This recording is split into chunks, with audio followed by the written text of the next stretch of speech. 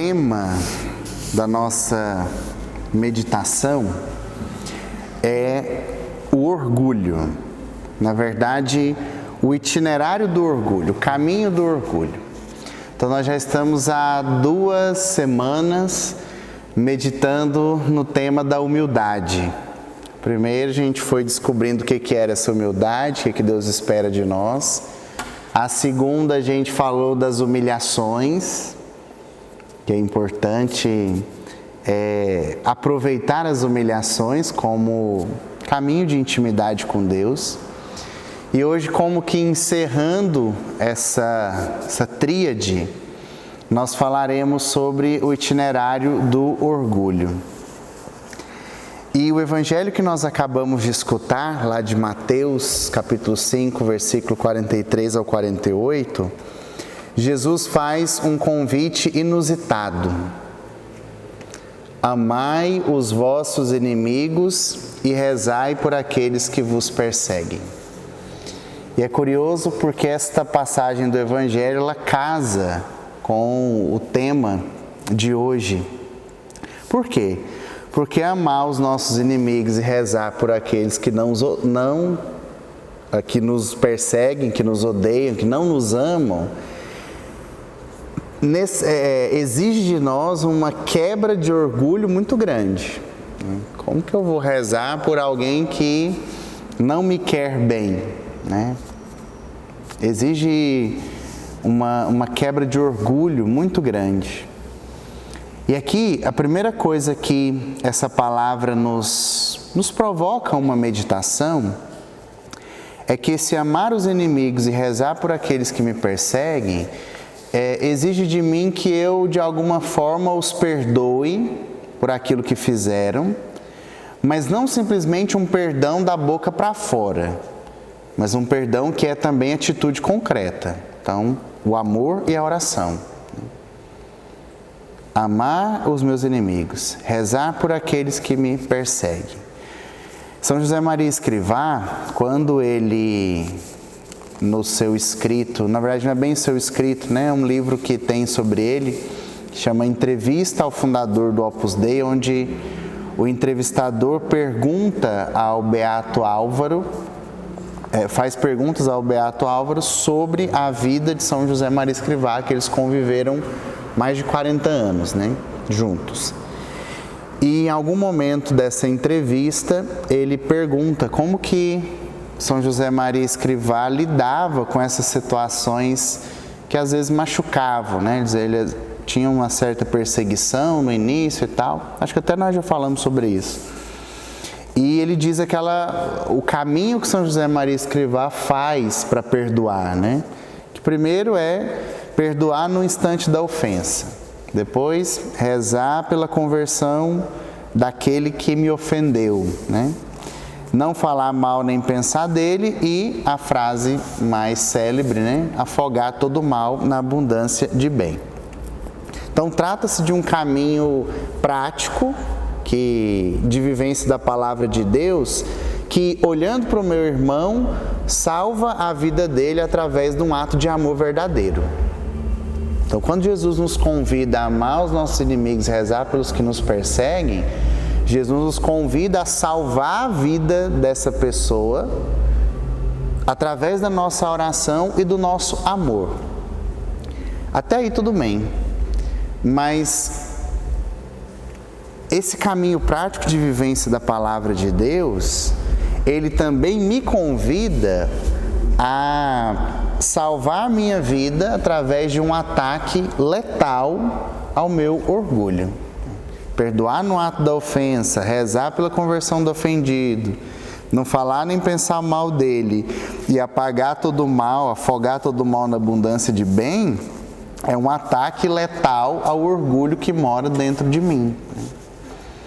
Então, eu sou canal da graça na vida do meu inimigo, mas eu também sou agraciado, uma vez que para ser canal na vida dele eu preciso morrer para o meu orgulho. O orgulho é o maior inimigo da nossa alma. O maior inimigo que a nossa alma tem é o orgulho. É a raiz de todos os pecados. E eu preciso derrotar o orgulho. Mas ninguém vai para uma guerra sem antes estudar o inimigo, né? Então a proposta um pouco dessa meditação é que nós conheçamos o caminho, onde que o orgulho começa, né? Quais são, assim, os principais efeitos, né? O início de um caminho de orgulho acontece o quê? Vamos tentar falar sobre essas duas realidadezinhas, conhecer esse inimigo, aprender a reconhecer desde o primeiro instante para poder evitá-lo sempre, né? A todo instante também. Então essa é a proposta, né? E a gente parte começando com uma perguntinha: o que é o orgulho? O orgulho é uma estima desordenada das qualidades e dos talentos pessoais. Aqui nós já temos uma deixa em torno do que gira o orgulho. Uma estima, uma admiração desordenada, fora de ordem, de qualidades e talentos, de dons, de quem? Pessoais. Então, quem está na raiz de todo o orgulho? Eu mesmo. O orgulho é uma ideia desmedida e desordenada que nós fazemos de nós mesmos.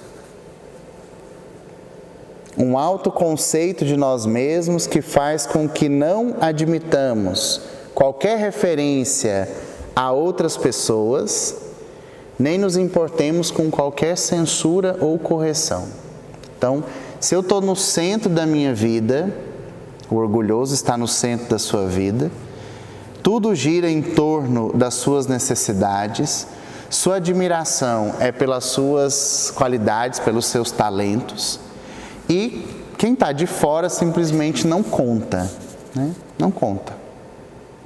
Não conta porque eu sou minha própria referência, não conta se essa pessoa vier me fazer alguma censura, alguma correção, né? Outro dia contava uma história, né, da pessoa orgulhosa. Alguns já escutaram, outros ainda não. Mas diz que tinha uma pessoa muito orgulhosa que teimou com a sua esposa a respeito de um animalzinho, né? Eles viram um animalzinho pequenininho assim, um bichinho, e era uma pulga. E o esposo falou: não, é um piolho. E eles ficaram nessa briga, né? O esposo não aceitava de forma alguma que era uma pulga, que era um piolho, né? Que era um piolho no caso. E eles foram longe nessa briga, né? E aí, claro, a história enfeita um pouco, mas resumindo, a esposa resolve matar o esposo porque ele não reconhecia que aquela pulga, que ele chamava de piolho, era na verdade uma pulga. Então ela começa a colocar água, e ele relutante, né? Não, isso aqui é um piolho, isso é um piolho. Ela: meu bem, isso é uma pulga, todo mundo está vendo que é uma pulga. Não, isso é um piolho, isso é um piolho. Enfim, ela vai enchendo uma caixa d'água de água e ele se afoga. E ela pergunta: o que é isso? É um piolho ou uma pulga? Você vai morrer. E ele faz o gestinho, né, de matando o piolho. Então, assim, o orgulhoso, ele é tinhoso, ele pode perder a vida, mas não abre mão da sua opinião, né? Porque é relevante a opinião do outro, né? No orgulho, nós atribuímos a nós mesmos tudo o que somos e que valemos. Só eu prevalece, só eu. A contemplação de mim mesmo, o encastelamento em mim mesmo de forma presunçosa, né? Então, na raiz do orgulho está a pessoa, né? A mim mesmo. O orgulho é um vício capital que induz cada vez mais a dar voltas continuamente sobre nós mesmos, a retornar infinitas vezes e a deleitar-nos com os pensamentos dos nossos próprios talentos, daquela determinada ocasião ou circunstância em que triunfamos, né? A pessoa orgulhosa gosta de contar a vantagem. Sempre. O orgulhoso é aquele que se apropria de uma glória que é divina, que é de Deus. E aqui encontramos os dois braços iniciais do orgulho. Pessoa no centro, ela exclui Deus. Então, o primeiro fruto de uma pessoa orgulhosa é a exclusão total de Deus. E o segundo braço, aquilo que eles chamam de ensimesmamento. Eu tiro Deus da jogada e eu fico no centro. E aqui isso se destrincha um pouco, né? A exclusão de Deus na vida de um orgulhoso, ela pode acontecer de duas formas. Uma bastante escancarada e outra bastante velada. Como que eu excluo Deus de forma escancarada? Eu não preciso de Deus para me salvar. Talvez não parece muito no nosso meio, né?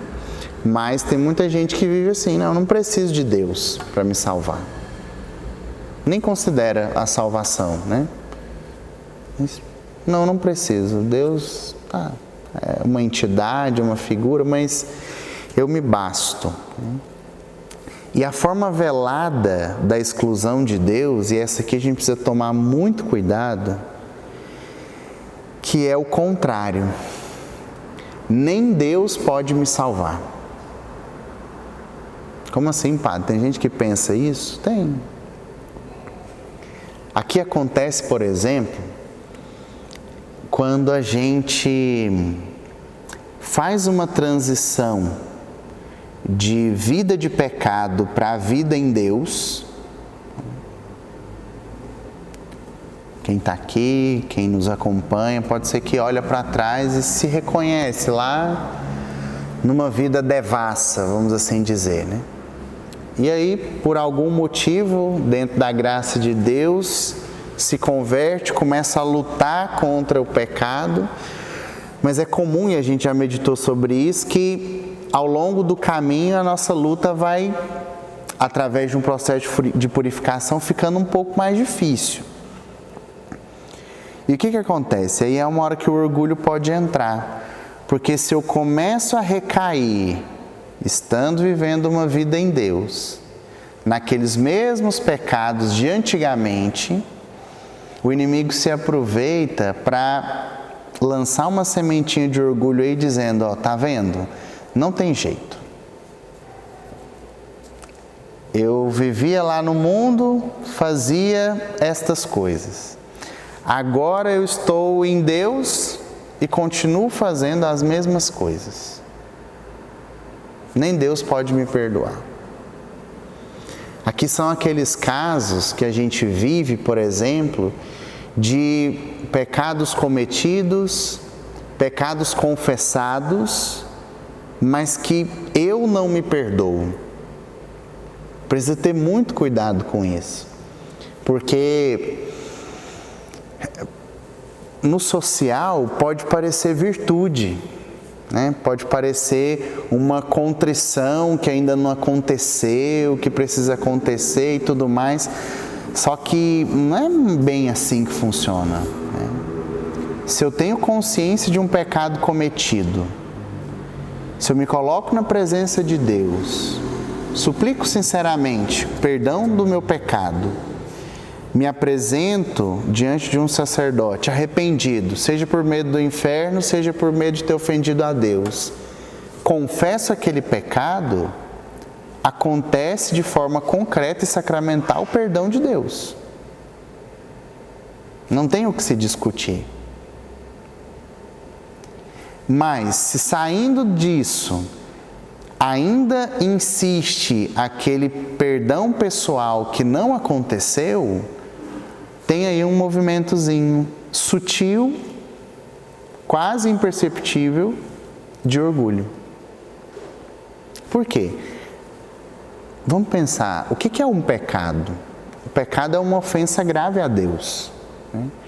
É virar as costas para Deus, é procurar Deus onde Deus não está, é errar o alvo, né? Os santos vão definindo o que é o pecado.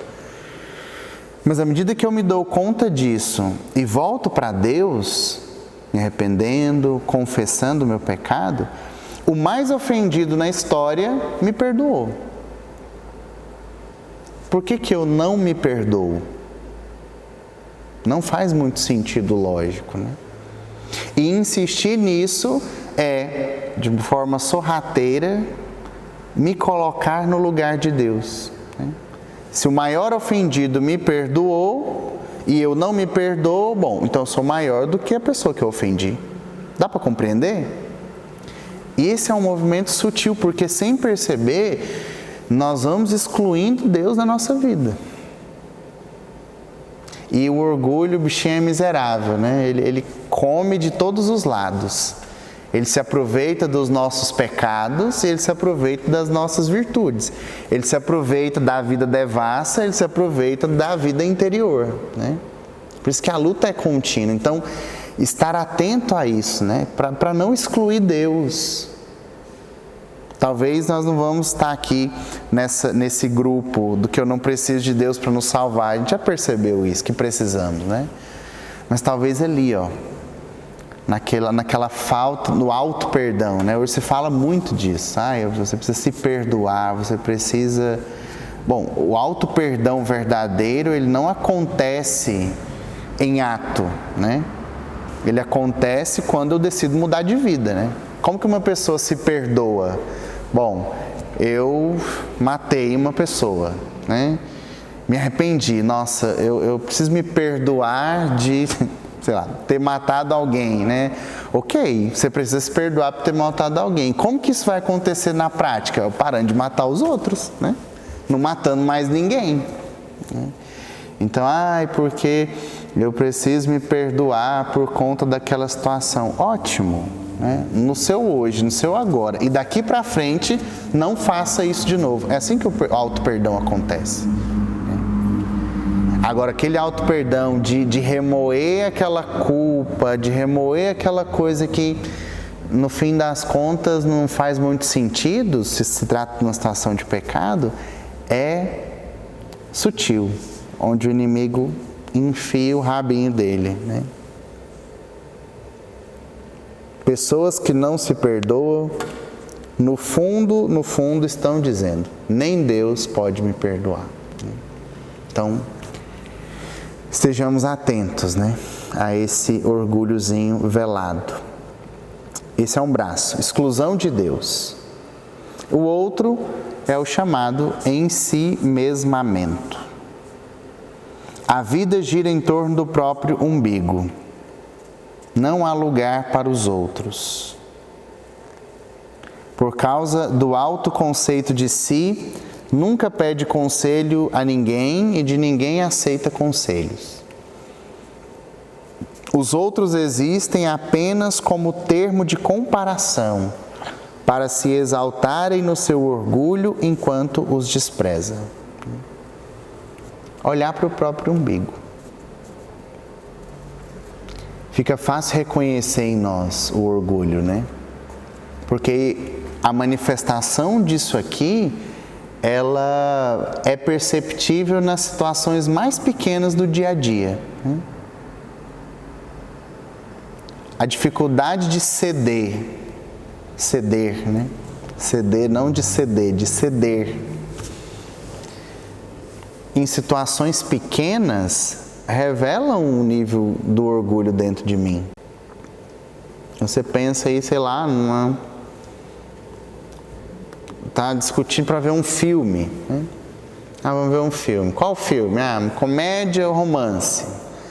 Aí, eu quero comédia, não, quero romance, quero comédia, quero romance. Aquela discussãozinha inicial, né? Mas se a coisa se prolonga e nenhum dos dois cede, então tá bom, vamos ver aí a sua comédia. E aí eu não me esforço para ver, eu durmo, eu saio. Então assim, tem um orgulhozinho aí, né? A coisa só funciona se for do meu jeito. Eu achava interessante, assim, às vezes, vivi vida comunitária muitos anos, né? Dentro do seminário, dentro da comunidade, e era interessante olhar isso. Às vezes a gente ia ver um filme, né? Então, todo mundo estava lá no início, para ver qual era o filme. Aí, não, o filme é vida de... sei lá, vida de santo, né? Ah, vida de santo. Não, esse eu já vi. Aí saía da sala, né? Ficava 3, 4. Ou, o filme de ação. Ah, não, já vi. Não, não gosto desse filme de ação, não gosto. Ficava uma meia dúzia, né? Então, assim, são situações pequenas, mas se eu não consigo ceder, abrir mão por um bem maior, né? Estar juntos, conviver, alegrar minha esposa, alegrar meus amigos, né? Então, tem esse orgulhozinho velado. Ter um alto conceito de si. O que tem de bom dentro da gente, né? Talvez, um desejo sincero de amar a Deus. E eu falo talvez porque esse desejo sincero de amar a Deus, ele precisa se traduzir nas minhas atitudes concretas, né? Pelo menos no esforço para ser bom. Mas do contrário, dentro de nós estão ali, vai tramitar entre os 7 pecados capitais. Então, se ter em alta conta, né, é um ato de orgulho muito grande. Por quê? Porque a gente não vale nada mesmo, né? Assim, no fim das contas. O que nós temos foi recebido de Deus. O que tens que não recebestes, né? Isso está na palavra. Então, o que tem de bom veio do alto. Pela graça, veio do alto, pelo dom que já nasceu com ele.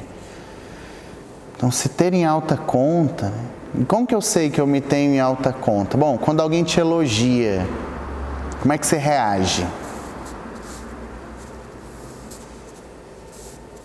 Alguém me elogiou, nossa, mas você faz uma comida que, meu Deus do céu. Qual é a reação interior quando alguém me elogia? Se eu ficar muito feliz com aquele elogio, bom, você vai conseguir constatar que quando alguém te critica, você também fica muito triste. Então, há muita alegria com o elogio e há muita tristeza com a crítica, revela que você se tem numa conta muito alta. E se ter em alta conta é princípio de ensimesmamento. Ensimesmamento é braço inicial de orgulho. Quando os outros nos elogiam, bendito seja Deus. Se foi bem feito, se é um reconhecimento de esforço, de zelo, ótimo, maravilhoso. Se você se esforçou, se você zelou, acolhe, bendito seja Deus, né? Mas não é que também agora pronto, né?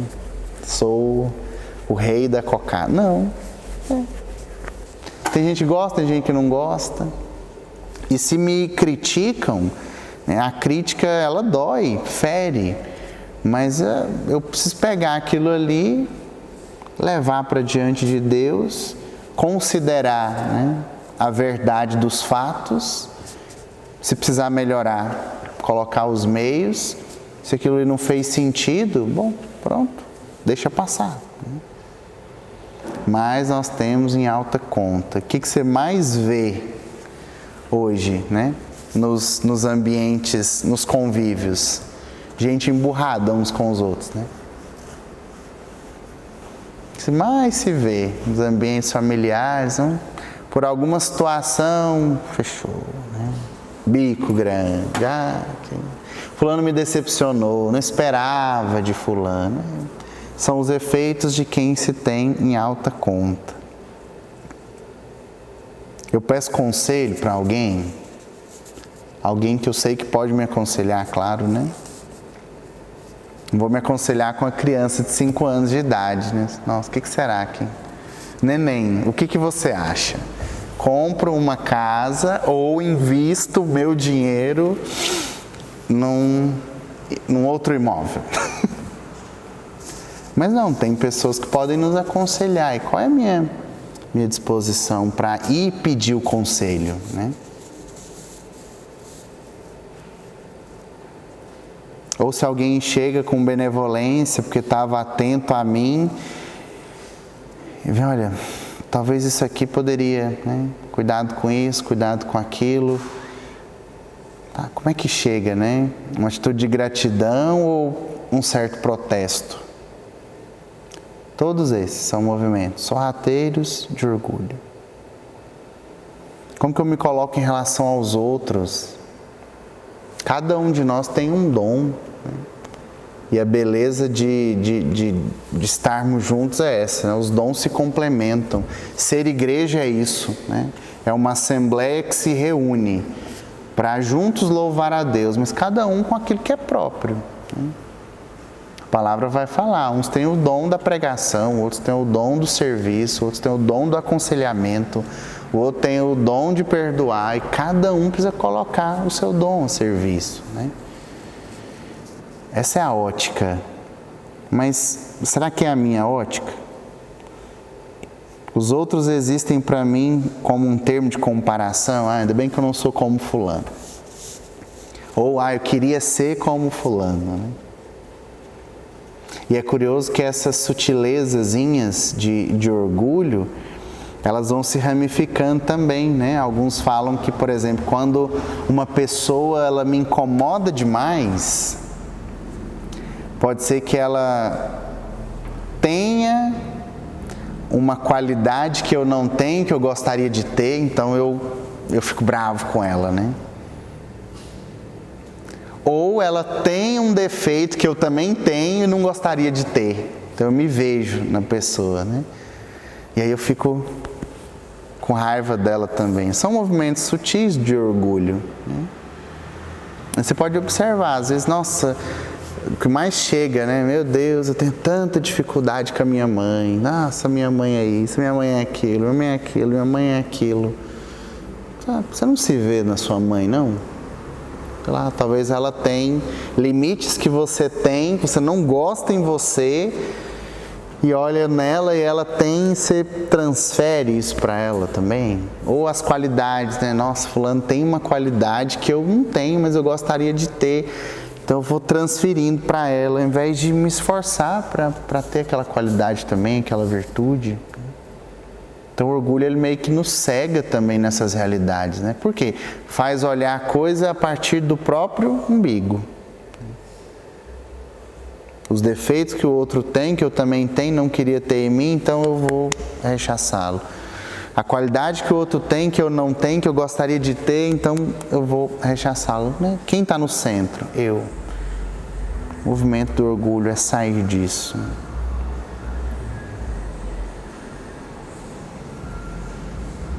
O desprezo, desprezar os outros, né? O nosso autor, falando sobre isso, sobre esse relacionamento com o outro, ele diz o seguinte: as pessoas que se encontram neste caminho de orgulho não suportam que exista ninguém superior a elas. É uma possibilidade que não se pode verificar nem sequer no mundo das hipóteses. Os outros só podem servir para elas se exaltarem. Devem estar num nível inferior. Os defeitos dos outros devem servir para pôr em evidência a sua sabedoria e a sua habilidade. Faz o outro de escada, né? E a escassa inteligência dos outros para fazer resplandecer o seu grande valor. E aqui se encontra a raiz da inveja, dos ciúmes e das ansiedades, que acompanham a vida de todos os que seguem o itinerário do orgulho. Toda inveja, todo ciúme, toda ansiedade tem sua raiz no orgulho? Bom, pode ser que tenha. Pode ser que tenha.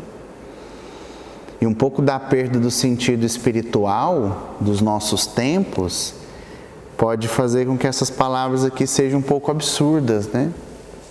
Mas se a gente recupera um pouquinho o sentido espiritual, nesse caminho que nós estamos trilhando de meditação, então já falamos da amizade com Deus, do chamado à santidade, da necessidade de vida interior, da humildade, da humilhação, do orgulho. Então nós já temos um olhar muito sadio voltado para dentro de nós. A gente é capaz de se examinar e perceber a miséria interior, a grandeza de Deus e esse movimento contínuo de ida até o próprio Deus, né? Então a gente consegue perceber sim. Talvez muitas das ansiedades que nós temos, se a gente for olhar, porque está alguma coisinha desajustada nesse sentido, né? Ou eu estou me levando em alta conta demais. E, por exemplo, se eu sou perseguido no trabalho, isso gera uma ansiedade muito grande.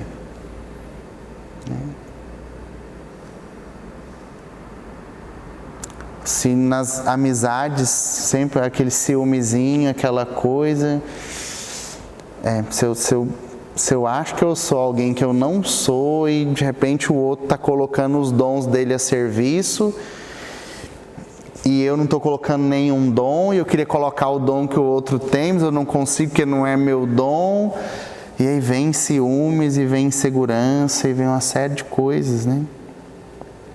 Então, para nós que temos já uma consciência de vida espiritual, precisamos examinar, né? Será que a minha ansiedade, é óbvio, né, que eu não entro no campo, no âmbito da saúde, né, enfim, nem da psicologia, nem de nada disso.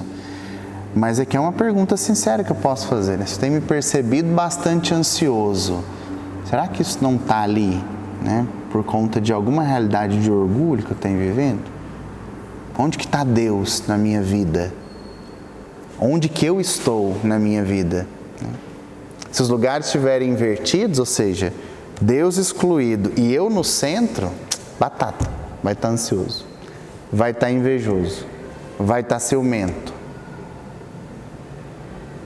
Se Deus está onde Ele precisa estar, se eu estou onde eu preciso estar e tem ansiedade, bom, aí já é outro passo, já é buscar outras vias de descoberta, né?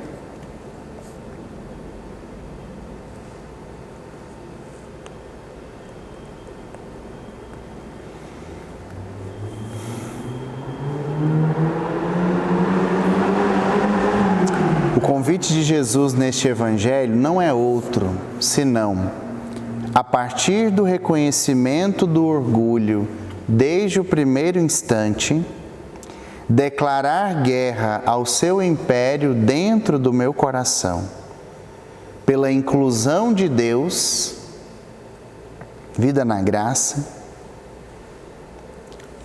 pelas mãos de Maria, todas as graças, né? E pelo serviço abnegado ao próximo. Se os dois braços do orgulho é a exclusão de Deus e o ensimesmamento, o princípio de cura, a partir do convite de Jesus, amai os vossos inimigos e rezai por eles, parte dessa declaração de guerra ao orgulho dentro de mim, concretamente, trazendo Deus para o centro da minha vida, ou devolvendo para Deus o lugar que é dele, através de um esforço por viver uma vida na graça, pelas mãos de Maria, e tirando o olhar de si, voltando o olhar para o outro. O serviço abnegado, né? A entrega da vida, sem se levar tanto em conta, né? Com leveza, com tranquilidade.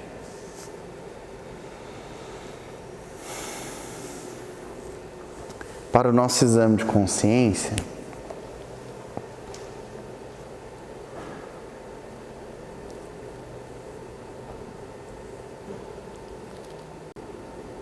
meditar sobre esses dois pontos, a exclusão de Deus e o fechamento em si.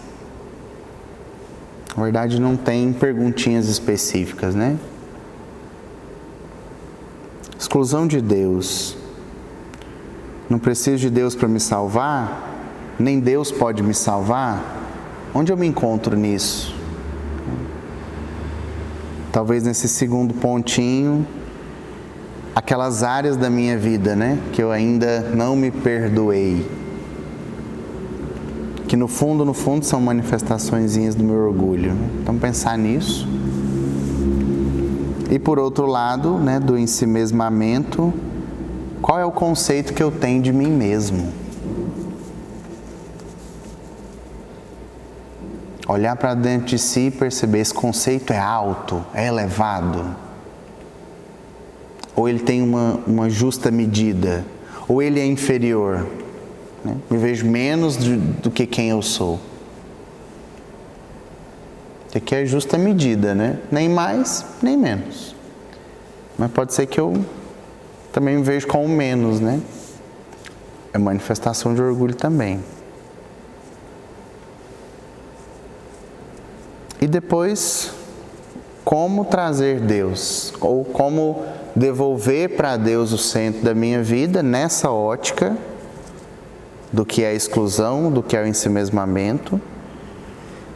E um propósitozinho concreto de serviço ao próximo, né? Claro que a gente já procura fazer bem as nossas coisas, né? Os nossos trabalhos, a faculdade e tudo mais. Mas talvez essa semana, algo assim bem concreto para uma pessoa específica, né?